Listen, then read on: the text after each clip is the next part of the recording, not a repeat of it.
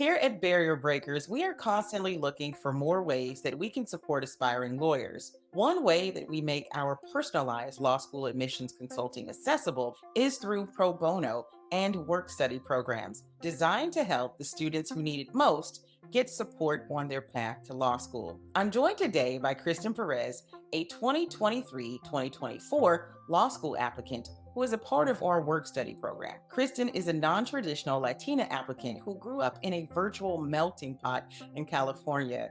Welcome, Kristen. Hi, thank you so much, Lavetta, for having me. I am so excited to share my experiences today. You're so welcome. Now, tell us all a little bit about your background and what got you interested in law school. I have quite a unique journey, but I think one thing that I could always say is that I always knew I wanted to be a lawyer. Problem is, I never really knew why. And so I'm one of those people who would say, it was just intrinsic, and it's always been kind of there.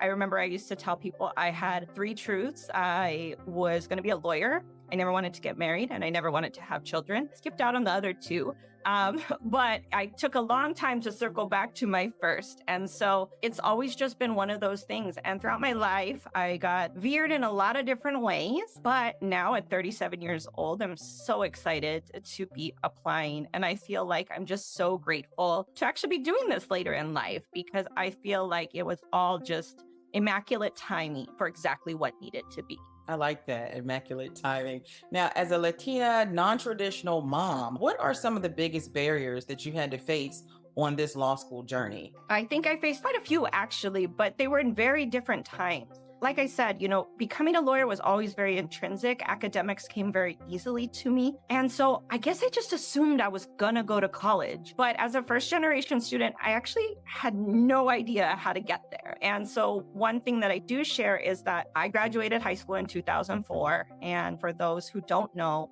trade schools were big at the time. And I kind of got duped by a local trade school who had promised that I could go directly to law school through their 2-year program.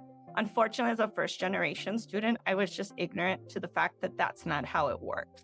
So I actually ended up missing my college seat deposits. That's what kind of started my non-traditional path, because then I was forced to join the workforce and get into community college. Then I took a couple stints at my education, but it just never was the right time. And it actually wasn't until I came back in 2019. I was still hesitant, wanting to try it, but I came back as a 4.0 student. It felt so right. It felt like 5-year-old me, 10-year-old me was blowing through the academics like I used to.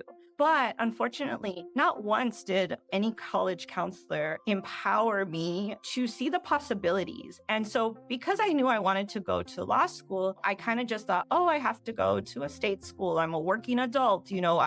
I kind of am pigeonholed into these things I have to do. And it wasn't actually until my son brought up the opportunity or the idea of applying to the University of Southern California, which is a private university here in Los Angeles. So it is USC. Really, one of my first personal impressions was I said, I will never get in there. I'm not going to apply. My son, years beyond his age, said, Mom, they have legacy. We could start a legacy there. And I said, I didn't even know what that was. So I said, sure, Noah, whatever you say, let me go ahead and apply. I'm never going to get in. And sure enough, I did. And it really started a passion to want to give back, because the light bulb went off. How many minority students are doing exactly what I did and saying, I'm not going to get in there. I'm not going to apply. My path could have been very, very different if I didn't take that chance on myself. And then going into the private university, I saw a lot of just systematic barriers with law school applications in general, whether it's from the enormous cost of LSAT prep to just the plethora of information. I don't go on Reddit, but there's just information now coming out the wazoo.